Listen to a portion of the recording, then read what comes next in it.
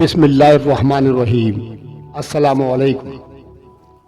آج آپ کے سامنے بت شکن کے سلسلے میں 21ویں قسط آپ کے سامنے حاضر ہے۔ آپ اس کو واچ کریں۔ شروع کرتے ہیں۔ شیخ، یہ میں آپ کا ادنا ترین نیاز مند سبکتگین ایک مرد قلندر کے جلال سے والی غزنی کی آواز میں ہلکا سا ارتعاش پیدا ہو گیا تھا۔ نظام شاہ کے جسم کو کوئی جنبش نہ ہوئی۔ سبکتگین نے دوسری مرتبہ اپنی زبان سے یہی الفاظ ادا کیے، مگر اس بار بھی نظام شاہ اسی حالت میں بیٹھے رہے۔ تیسری بار سبکتگین نے کسی قدر بلند آواز میں کہا، شیخ، یہ میں ہوں آپ کا غلام سبکتگین۔ اس بار نظام شاہ نے آہستہ آہستہ اپنا سر اٹھایا اور سبکتگین کی طرف دیکھا، جو شاہانہ لباس میں ہاتھ باندھے سامنے کھڑا تھا۔ نظام شاہ کی آنکھوں میں خاص چمک آ گئی اور ہونٹوں پر وہی دل آویز تبسم ابھر آیا۔ اس کے ساتھ ہی نظام شاہ زنداں کے فرش سے اٹھ کر کھڑے ہو گئے اور سبکتگین کے قریب پہنچ کر اس کے بندھے ہوئے ہاتھوں کو کھولتے ہوئے بولے، ایک امیر کو اپنی رعایا کے سامنے امیر ہی کی طرح کھڑا ہونا چاہیے۔ تمہارا یہ انداز دوست نہیں ہے سبکتگین۔ غور سے دیکھو کہ میں بھی تمہاری رعایا ہوں، اور رعایا کی موجودگی میں امیر کو اس طرح اپنے ہاتھ نہیں باندھنے چاہیے۔ آپ رعایا نہیں ہیں میرے شیخ محترم۔ نظام شاہ کا محبت آمیز عمل دیکھ کر سبکتگین کی آنکھوں میں آنسو آ گئے۔ شیخ بھی اصولوں کا پابند ہوتا ہے، نظام شاہ نے ایک ایک لفظ پر زور دیتے ہوئے کہا۔ اگر امیر منصف و عادل ہے اور شریعت کے احکام پر پوری طرح دیانتداری سے عمل کرتا ہے تو مجھ پر بھی لازم ہے کہ میں امیر کے احترام میں کھڑا ہو جاؤں۔ شیخ، میرے حال پر یہ آپ کی عنایت خاص ہے۔ سبکتگین کی آنکھوں سے بہنے والے آنسوؤں میں تیزی آ گئی۔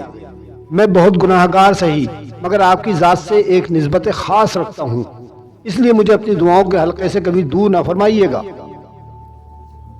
ایک حکمران کی عجیب التجا تھی جسے سن کر نظام شاہ بے قرار ہو گئے۔ پھر سبکتگین کے دونوں ہاتھ اپنے ہاتھوں میں لیتے ہوئے کہنے لگے، اے غزنی کے محترم امیر، میں کیا اور میری حقیقت کیا؟ جس کے دست قدرت نے تیری غلامی کی زنجیریں کاٹی ہیں وہی تجھے سرفرازی بھی عطا کرے گا اور تیری زندگی کے سفینے کو سلامتی کے ساتھ دریائے حوادث کے پار بھی لگائے گا۔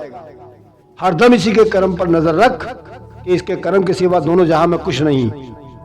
ہاں، میں ایک بندہ محتاج تیرے لیے شب و روز دعائیں کرتا رہوں گا، مگر تو خود بھی خالق کائنات کے حضور اپنے ہاتھوں اور دامن کو پھیلائے رکھنا۔ نظام شاہ کی باتیں سن کر سبکتگین کے ساتھ دوسرے امرائے غزنی بھی رونے لگے۔ شیخ، میری درخواست ہے کہ اب آپ اپنے قیام سے اس تاریک محل کو روشن کر دیں۔ سبکتگین چاہتا تھا کہ نظام شاہ غزنی کے ایک سنسان علاقے کی مسجد سے نکل کر قصر شاہی میں تشریف لے آئے۔ ہرگز نہیں، ہرگز نہیں۔ نظام شاہ بے چین ہو کر بولے، یہ تیری کیسی خواہش ہے سبکتگین؟ ہمیں ایک زندان سے نکال کر دوسرے زندان میں قید کرنا چاہتا ہے؟ یہ کہتے کہتے نظام شاہ کے زرد چہرے پر ناگواری کا رنگ ابھر آیا۔ سبکتگین سہم کر رہ گیا۔ نہیں شیخ، میرا یہ مطلب نہیں تھا۔ پھر ایسی بات زبان پر کیوں لاتا ہے؟ نظام شاہ نے یک تیز لہجے میں کہا، کیا تجھے نہیں معلوم کہ ہمیں مسجد کے سوا دنیا کے سارے مکانات ایک قید خانہ نظر آتے ہیں؟ میں جانتا ہوں شیخ، میں جانتا ہوں۔ سبکتگین نے گھبرا کر کہا، اگر یہ ممکن نہیں تو ایک بار ایوان مملکت میں تشریف لے چلے تاکہ میرا دربار ہمیشہ اپنی اس سعادت پر ناظر رہے کہ یہاں ایک مرد خدا کے قدم آئے تھے۔ نظام شاہ کچھ دیر کے لیے سوچتے رہے، پھر آہستہ سے بولے، چلو تمہاری خاطر یہ بھی صحیح۔ نظام شاہ کا اقرار سن کر سبکتگین کو بہت خوشی حاصل ہوئی۔ پھر جیسے ہی نظام شاہ زندان سے نکل کر قصر شاہی کی طرف بڑھے، پورا محل نقیبوں کی گرجدار آوازوں سے گونجنے لگا۔ حضرت نظام شاہ دربار شاہی میں جلوہ افروز ہو رہے ہیں۔ اس اعلان کے ساتھ ہی محل میں ایک ہلچل سی مچ گئی۔ قصر شاہی کے مکین اپنے اپنے دروازوں سے نکل آئے اور اس راستے پر کھڑے ہو گئے جدھر سے گزر کر نظام شاہ دربار میں تشریف لے جانے والے تھے۔ لوگوں کی عقیدت کا یہ حال تھا کہ وہ سب بستہ انداز میں اپنی گردنیں جھکائے ہوئے تھے۔ دیکھنے والوں نے یہ دیکھا کہ آج تک غزنی کے کسی امیر کے سامنے اس ادب کا مظاہرہ نہیں کیا گیا تھا۔ بعض تو اتنے وارفتہ ہو گئے تھے کہ وہ نظام شاہ کے قدموں کے نیچے آنے والی خاک کو اٹھا کر اپنے چہروں پر مل لینا چاہتے تھے۔ لوگوں کی عقیدت کے یہ مظاہرے دیکھ کر نظام شاہ سخت برہم ہوئے اور امیر غزنی سے مخاطب ہو کر کہنے لگے، سبکتگین، انہیں روکو کہ عقیدت کے یہ سارے انداز بت پرستی کا آغاز ہیں۔ انہیں نہیں معلوم کہ جس کے قدموں کی خاک کو اپنے سروں پر سجانا چاہتے ہیں وہ خود خاک کا ایک کمزور پتلا ہے جو ان قریب ٹوٹ کر بکھر جائے گا یا پھر اسی خاک میں مل جائے گا۔ سبکتگین نے بلند آواز میں قزل شاہی کے مکینوں کو اس بات سے منع کیا۔ امیر غزنی کی تنبیہ سن کر عقیدت مندوں کا ہجوم اپنی جگہ ساکت ہو گیا۔ نظام شاہ آہستہ آہستہ قدم اٹھاتے ہوئے آگے کی طرف بڑھ رہے تھے۔ سبکتگین ان کے عقب میں اور غزنی کے دوسرے سردار اپنے امیر کے پیچھے چل رہے تھے۔ پھر جب دربار میں داخل ہونے کا وقت آیا تو نظام شاہ ٹھہر گئے اور سبکتگین کا بازو پکڑ کر اسے اپنے آگے کر دیا۔ نہیں شیخ، سبکتگین نے گھبرا کر پیچھے ہٹنا چاہا، میرا مقام نہیں کہ میں آپ کے آگے آگے چلوں۔ سبکتگین، تم غزنی کے امیر ہو اور امیر کا مقام یہی ہے کہ وہ زندگی کے ہر محاذ پر عام باشندوں سے آگے آگے رہے۔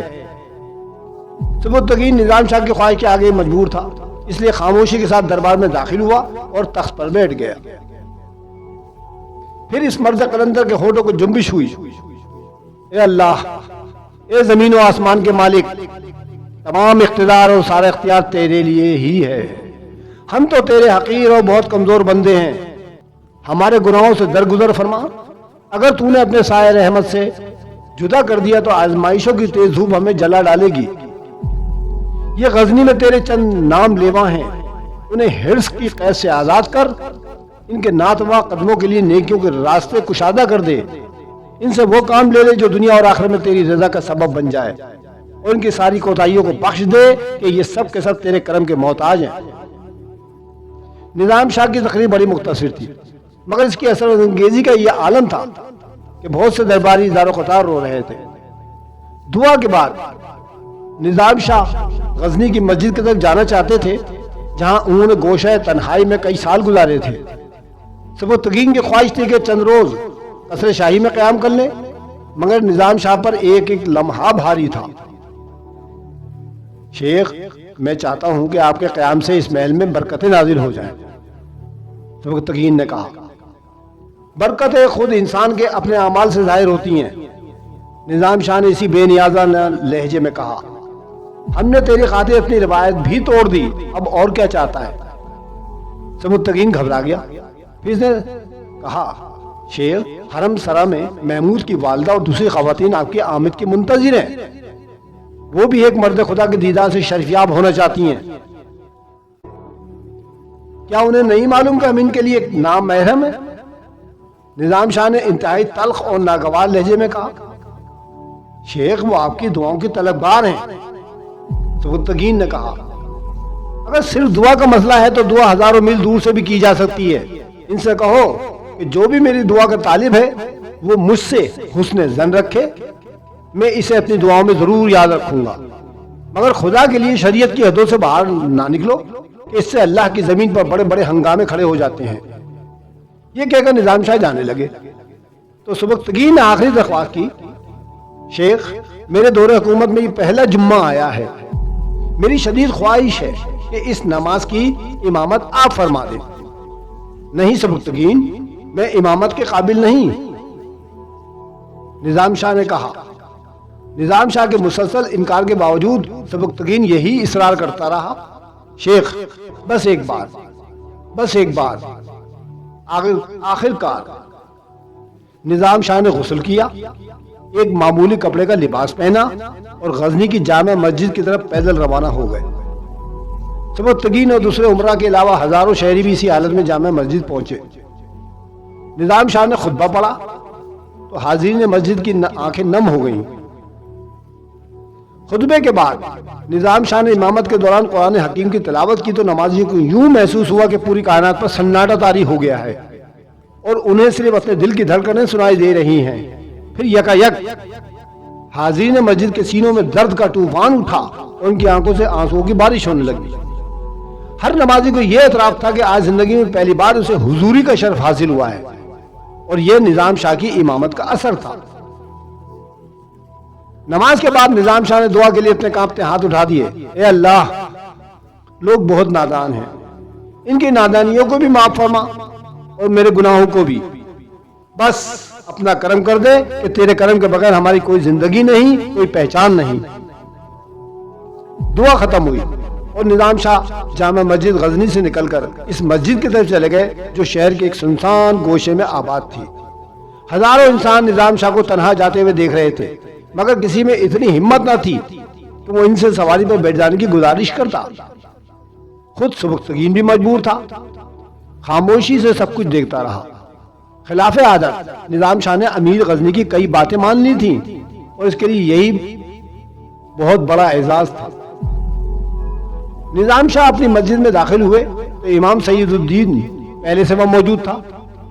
نظام شاہ کو دیکھتے ہوئے وہ آگے بڑھا اور دونوں ہاتھ جوڑ کر کھڑا ہو گیا. مجھے معاف کر دو کہ میرے نفس نے مجھے بڑی گمراہی میں مبتلا کر دیا تھا. نظام شاہ نے ایک نظر مسجد کی طرف دیکھا اور آہستہ سے بولے، میں نے تمہیں معاف کیا، میرا دل تمہاری طرف سے صاف ہے، مگر تم اپنا دل بھی بہت جلد صاف کر لو، کہیں ایسا نہ ہو کہ سفر اجل آ پہنچے اور پھر صفائی کا موقع ہی نہ مل سکے. یہ کہہ کر نظام شاہ آگے بڑھ گیا اور مسجد کے اسی گوشے میں چلے گئے جہاں 10 سال پہلے ان کا قیام تھا. پھر اسی رات غزنی کی ایک عورت اپنے 8 سالہ بچے کے ساتھ مسجد میں داخل ہوئی اور نظام شاہ کے روبرو پہنچ کر اپنا حال زار بیان کرنے لگی. 4 سال پہلے میرا شوہر ایک جنگ میں مارا گیا. میں ایک غریب عورت ہوں، محنت مزدوری کر کے اپنے بچے کو پڑھانا چاہتی ہوں، مگر یہ دن رات کھیل کود میں مشغول رہتا ہے. لوگوں نے مجھ سے کہا کہ اگر آپ اس کے حق میں دعائیں خیر کر دیں تو میری دلی مراد پوری ہو جائے گی. نظام شاہ نظریں جھکائے بیٹھے تھے. بیوہ عورت کی بات سن کر بہت آہستہ سے بولے، محترم خاتون، میں آج ہی 10 سالہ قید سے رہائی پا کر یہاں پہنچا ہوں. اگر کسی قابل ہوتا تو اپنے لیے دعا پہلے کرتا اور زنجیریں توڑ کر زندان سے باہر نکل آتا. نظام شاہ نے کئی بہانے تراشے مگر عورت نہ مانی. باخبر لوگوں نے اسے بتا دیا تھا کہ نظام شاہ بہت انکار کریں گے، مگر وہ مسلسل اپنی درخواست پیش کرتی رہے. عورت نے ایسا ہی کیا. آخر کار نظام شاہ مجبور ہو کر بچے سے مخاطب ہوئے اور پوچھا، تمہارا نام کیا ہے؟ احمد سالار. بچے نے بے جھجک ہو کر جواب دیا. اس کی آواز بلند بھی تھی اور لہجے میں اعتماد بھی تھا. نظام شاہ مسکرائے. مجاہد کی اولاد ہوتے ہوئے زندگی کی جنگ سے گھبراتا ہے. پھر بیوہ عورت سے مخاطب ہو کر بولے، بہن تم گھر جاؤ، انشاءاللہ تمہارا بیٹا تلوار بھی اٹھائے گا اور قلم بھی. اسے نماز فجر کے بعد میرے پاس بھیج دیا کرو. یہ کہہ کر نظام شاہ نے احمد سالار کے سر پر ہاتھ پھیرا اور دونوں ماں بیٹے مسجد سے رخصت ہو گئے. بیوہ عورت بہت خوش تھی. اس نے مسجد سے نکلتے اتنا شوق و شریر اور گستاخ بیٹے پر ایک نظر ڈالی تو اس میں ایک حیرت انگیز تبدیلی دیکھی. ہر وقت باتیں کرنے والا سالار اچانک خاموش ہو گیا تھا اور انتہائی سنجیدہ نظر آنے لگا تھا. معزول شدہ امیر پری تگین کا کوئی حامی نہ تھا، اس لیے سبکتگین کو غزنی کا نظم و نسق سنبھالنے میں کوئی دشواری پیش نہ آئی. عام لوگوں کا خیال تھا کہ پری تگین کی حکومت کا تختہ الٹنے کے بعد اس کے وفادار فوجی کسی نہ کسی طرح ضرور مزاحمت کریں گے، مگر یہ ساری قیاس آرائیاں غلط ثابت ہوئی. فوج میں پری تگین کا ایک نام لیوا بھی موجود نہ تھا. خود اس کے قریب ترین رشتہ دار بھی معافی حاصل کر کے سبکتگین کے حلقہ وفاداری میں شامل ہونے کی کوشش کر رہے تھے. سبکتگین نے پری تگین کے تمام عزیزوں کو معاف کر دیا اور معزول امیر کے مستقبل کے بارے میں فیصلہ کیا گیا کہ اسے لمبے عرصے تک سخت ترین قید میں رکھا جائے. اس دوران اگر وہ خاموشی سے سر جھکا کر اپنی قسمت کا فیصلہ تسلیم کر لیتا ہے تو اسے ایک سیاسی اسیر کی حیثیت سے زندگی کے باقی سانس لینے کا موقع فراہم کیا جائے، اور اگر اسے دیوار زندہ رہ کر بھی موجودہ حکومت کے خلاف سازش کرے گا تو اسے سیاسی مجرم قرار دے کر قتل کر دیا جائے، یا پھر کسی خوفناک زہر کا سہارا لے کر اس کی زندگی کا چراغ بجھا دیا جائے. سبکتگین اور دوسرے عمرہ کا متفقہ فیصلہ یہی تھا، مگر شاید پری تگین کی زندگی کے دن پورے ہو چکے تھے. وہ کیف و نشاط کے روشن حصار سے نکل کر تاریخ زندہ میں داخل ہوا تو اس کے شکستہ اعصاب بالکل جواب دے چکے تھے. پری تگین کی خود غرضی اور حریص فطرت نئے انقلاب کی زندہ حقیقتوں کو تسلیم نہ کر سکی۔ اپنی چند روزہ اسیری کے دوران وہ رات بھر چیختا تھا اور سبکتگین کے علاوہ غزنی کے دیگر امراء کو بھی گالیاں دیتا رہتا تھا۔ داروغہ زندہ پری تگین کی گستاخانہ و وحشیانہ حرکتوں کی تفصیل اپنے امیر کے سامنے بیان کرتا تو سبکتگین مسکرانے لگتا اور کہتا یہ اس کی زندگی کا سب سے بڑا حادثہ ہے، اس لیے پری تگین اپنا ذہنی توازن کھو چکا ہے اور میں ایک پاگل شخص کا محاذمہ نہیں کر سکتا، یہ میری اور قانون کی مجبوری ہے۔ اللہ ہم سب مسلمانوں کو اس عذاب سے محفوظ رکھے۔ یہ کہتے کہتے سبکتگین کے چہرے کا رنگ بدل جاتا۔ انسان کیسا ظالم اور جابر ہے کہ اپنے چند روزہ اقتدار کو ہمیشہ قائم رہنے والی چیز سمجھ کر بندگان خدا پر ظلم و ستم ڈھاتا رہتا ہے اور اس حقیقت کو فراموش کر دیتا ہے کہ یہاں اس کا احتساب کرنے والی کوئی غیر فانی طاقت بھی موجود ہے۔ پھر ایک دن اس خبر نے غزنی کے تمام باشندوں کو کچھ دیر کے لیے وحشت زدہ کر دیا کہ اس روز علی صبح داروغہ زندہ پری تگین کی خبر گیری کے لیے گیا تو اس پر یہ بھیانک راز فاش ہوا کہ رات کے کسی حصے میں غزنی کا سابق امیر اس دنیا سے رخصت ہو چکا ہے۔ پری تگین کی موت بڑی تکلیف دہ اور عبرتناک موت تھی۔ داروغہ زندہ آئینی قفل کھول کر اندر داخل ہوا۔ اس نے دیکھا کہ پری تگین کی آنکھیں پھٹی ہوئی تھیں، جسم اکڑا ہوا تھا اور منہ سے خون بہہ کر زندہ کے فرش پر جم گیا تھا۔ فوری طور پر سبکتگین کو اطلاع دی گئی۔ سبکتگین نے دوسرے امراء کی موجودگی میں شاہی طبیب کو طلب کر کے کہا میں اس امر کی مکمل تحقیق چاہتا ہوں کہ امیر پری تگین کی موت کس طرح واقع ہوئی۔ بظاہر تو ایسا لگتا ہے کہ امیر کو زہر دیا گیا ہے، مگر یہ زہر کس نے دیا اور کس کے حکم پر دیا؟ شاہی طبیب نے تھوڑی دیر بعد ہی پری تگین کی پرسرا موت کا مسئلہ حل کر دیا۔ اس نے سابق امیر کے قریب پڑی ہوئی ایک انگوٹھی اٹھائی اور اسے سبکتگین کی طرف بڑھاتے ہوئے بولا یہ ہے غزنی کے سابق فرما روا کی موت کا اصل سبب۔ سبکتگین نے بڑی حیرت سے انگوٹھی کی طرف دیکھا جس کا نگینہ غائب تھا۔ میرا خیال ہے کہ اس انگوٹھی میں کوئی قیمتی ہیرا جڑا ہوا تھا جسے امیر نے اپنے شکم میں اتار لیا اور پھر زندگی کی قید سے آزاد ہو گئے۔ شاہی طبیب نے پری تگین کی موت کا سبب بیان کرتے ہوئے کہا ارمغانہ نے بڑے کرب کے ساتھ پری تگین کی موت کی خبر سنی اور بہت دیر تک گریہ وداری کرتی رہی۔ قصر شاہی کے مکین سمجھ رہے تھے کہ ارمغانہ ایک مفہوم پرست عورت ہے، اس لیے شوہر کے انتقال کی خبر سن کر بیان کر رہی ہے، مگر کسی کو اس کے دل کا حال نہیں معلوم تھا۔ ارمغانہ کو پری تگین کی زندگی میں اس سے کوئی لگاؤ نہ تھا، پھر مرنے کے بعد کس طرح گریبان چاک کرتی؟ وہ تو اپنے کھوئے ہوئے اقتدار کا ماتم کر رہی تھی۔ اسے پری تگین کی زندگی سے صرف اتنی دلچسپی تھی کہ شاید کبھی موسم سازگار ہو جائے اور پری تگین زندہ کے اندھیروں سے نکل کر سبکتگین کا تختہ الٹ دے، پھر وہ اقتدار جو اس سے روٹ گیا ہے دوبارہ روشن دانوں سے گزر کر اس کے ویران کمرے میں اتر آئے۔ وہ بار بار آئینے میں اپنا چہرہ دیکھتی اور دیوانوں کی طرح چیخنے لگتی میرا تاج زرنگار کہاں ہے؟ غزنی کی ملکہ عالیہ کا روشن اور جگمگاتا ہوا تاج اسے کس سیاہ بخت کی نظر کھا گئی؟ سبکتگین میں تجھے کبھی معاف نہیں کروں گی، تو نے میرے ریشم جیسے خوابوں کو ذلت و بربادی کے زہریلے کانٹوں پر کھینچا ہے نا۔ ایک قاتل و سفاک بھیڑیے آرامن تجھ پر کسی بڑے درندے کو نازل کرے، پھر میں اپنی آنکھوں سے تیرے بیوی بچوں کی لاوارث لاشوں کو غزنی کے کتوں کی خوراک بنتے دیکھوں۔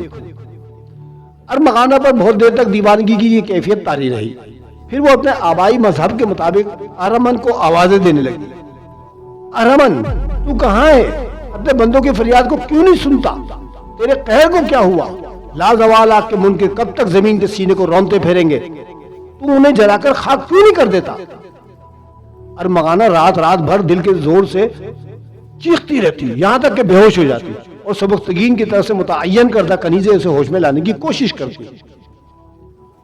پھر جب ارمغانہ کی مدت کے دن پورے ہو گئے تو ایک رات سبکتگین نے اسد شیرازی اور ارمغانہ کو اپنی خلوت میں طلب کرتے ہوئے کہا تم دونوں نے ماضی میں میرے ساتھ کیا سلوک کیا؟ میں ان شرمناک واقعے کو دہرانا پسند نہیں کرتا۔ تمہاری کنیز نے یہ راز بھی فاش کر دیا ہے کہ تم نے کئی بار محمود کو زہر دلوانے کی کوشش کی، مجھ پر 2 مرتبہ قاتلانہ حملے بھی کروائے، سلطنت کے انتہائی وفادار خدمتگاروں کا ضمیر خریدے، امیر پری تگین کو میرے خلاف ورغلایا۔ یہ کہتے کہتے سبکتگین کا چہرہ غصے سے سرخ ہو گیا۔ اسد شیرازی تمہارے جرائم کی فہرست بہت طویل ہے، میں ان گناہوں کو شمار کرتے کرتے تھک جاؤں گا، مگر تمہارے اعمال نامے کی سیاہی کم نہیں ہوگی۔ اپنی منافقانہ شخصیت پر پڑے ہوئے نقاب کو چاک ہوتے ہوئے دیکھ کر اسد شیرازی خوف سے کانپنے لگا۔ امیر معظم، اس میں کوئی شک نہیں کہ میں نے آپ کو بہت تکالیف پہنچائی ہیں۔ اسد شیرازی کو اپنی موت سامنے نظر آ رہی تھی، اس لیے وہ بہت تیزی سے جھکا، اس نے سبکتگین کے قدموں پر سر رکھ دیا۔ آپ شہنشاہوں کے شہنشاہ یزدجرد کی اولاد ہیں، اعلیٰ نسبی میں دنیا کا کوئی شخص آپ کا مقابلہ نہیں کر سکتا۔ اسد شیرازی نے بہت سختی سے سبکتگین کے دونوں پاؤں پکڑ لیے تھے اور بھکاریوں کے لہجے میں چیخ رہا تھا، رحم و کرم اور بخشش و عطا آپ کے خاندان عالی مرتبت کی خاص پہچان ہے۔ امیر ذیشان، اگر میں آپ کے در سے ناکام لوٹ گیا تو اعلی ظرفی کی تاریخ نامکمل رہ جائے گی۔ اسد شیرازی کی منافقت و عیاری نے اپنا لباس پھر پہن لیا تھا۔ سبکتگین پوری طاقت سے پیچھے ہٹا، یہاں تک کہ اسد شیرازی کے ہاتھوں سے اس کے پاؤں چھوٹ گئے۔ سیدھا کھڑا ہو اور مجھ سے آنکھ ملا کر بات کر۔ خلاف عادت سبکتگین کے لہجے میں بہت زیادہ جارحیت آ گئی تھی۔ اسد شیرازی گھٹنوں کو بل اٹھا اور ہاتھ جوڑ کر کھڑا ہو گیا۔ مجھے بخش دیجئے میرے عالی مقام، کہ بخشش ہی آپ کا شیوا ہے اور معاف کر دینا ہی آپ کی عادت ہے۔ میں وعدہ کرتا ہوں کہ اپنا سارا سرمایہ آپ کی حکومت کے استحکام میں خرچ کر دوں گا اور اپنی باقی زندگی اس طرح بسر کروں گا کہ آپ کو میری وفاداری کا یقین ہو جائے گا۔ تو اپنے سرمایہ سے اپنے پیٹ کا دوزخ پہلے بھر لے۔ سبکتگین نے انتہائی نفرت انگیز لہجے میں کہا، میں تیری منافقتوں کو خوب پہچانتا ہوں اسد شیرازی، میں تجھے خوب پہچانتا ہوں۔ میرا جی چاہتا ہے کہ میں تیرے تمام اعضاء کو الگ الگ کاٹ کر جسم سے جدا کر دوں، مگر تو نے میرے آباء و اجداد کا واسطہ دیا ہے، اس لیے میں تجھے حکم دیتا ہوں کہ کسی تاخیر کے بغیر مملکت اسلامیہ کے حدود سے نکل کر اپنے غلیظ وجود کو کسی ویران گوشے میں گم کر دے۔ اور کچھ دیر پہلے تو جس ناپاک سرمایہ کا ذکر کر رہا تھا، اسے بھی اپنے امنہ لے جا۔ اسد شیرازی کے زرد چہرے پر زندگی کی نئی لہر دوڑ گئی تھی۔ اس نے گدا گرانہ انداز میں امیر سبکتگین کا شکریہ ادا کیا اور خلوت گاہ سے واپس جانے کے لیے مڑا۔ اور سن، اپنی تمام بیٹیوں کو بھی اپنے ساتھ لے جا۔ سبکتگین نے دوسرا حکم جاری کرتے ہوئے کہا، زہریلے درخت کی شاخیں جب تک غزنی کے در و دیوار پر سایہ فکر رہیں گی، یہاں کا موسم روز بروز زہریلا ہوتا چلا جائے گا۔ اسد شیرازی جاتے جاتے موڑا اور ایک بار پھر ہاتھ جوڑ کر کہنے لگا، میں ایسا ہی کروں گا امیر محترم۔ اور ارمغانہ شیرازی اچانک سبکتگین غزنی کی سابق ملکہ سے مخاطب ہوا، میں تمہیں صرف ایک خاتون ہونے کے سبب معاف کیے دیتا ہوں، ورنہ تمہارے جرائم کا بھی کوئی شمار نہیں ہے۔ ارمغانہ سر جھکائے کھڑی تھی، موت کے خوف سے اس کا پورا جسم کمزور شاخ کی طرح کانپ رہا تھا۔ پھر جب موت کا خطرہ ٹل گیا تو اس نے چین کی سانس لی اور عجیب سی نظروں سے امیر غزنی کی طرف دیکھتے ہوئے کہا، میں آپ کا یہ احسان ہمیشہ یاد رکھوں گی۔ ارمغانہ کا لہجہ بہت الجھا ہوا تھا، سننے والا یہ نہیں سمجھ سکتا تھا کہ سبکتگین کا شکریہ ادا کر رہی ہے یا در پردہ سے انتقام کی دھمکیاں دے رہی ہے۔ پھر جب سبکتگین کے سکون کی گونج محل سے باہر سنائی دی تو پورے غزنی میں ہلچل سی مچ گئی۔ اسد شیرازی کی 18 بیٹیاں تھیں جو غزنی کے زمینداروں اور فوجی سرداروں سے بیاہی ہوئی تھیں۔ سبکتگین کا حکم سنتے ہی تمام بیٹیاں اپنے شوہروں کے ساتھ سبکتگین کی خدمت میں حاضر ہوئیں اور فریادی لہجے میں کہنے لگی، ہمیں کس جرم کی سزا میں دربدر کیا جا رہا ہے امیر معظم؟ سبکتگین کے دربار میں بیک وقت کئی آوازوں کا شور سنائی دیا۔ خدا حافظ۔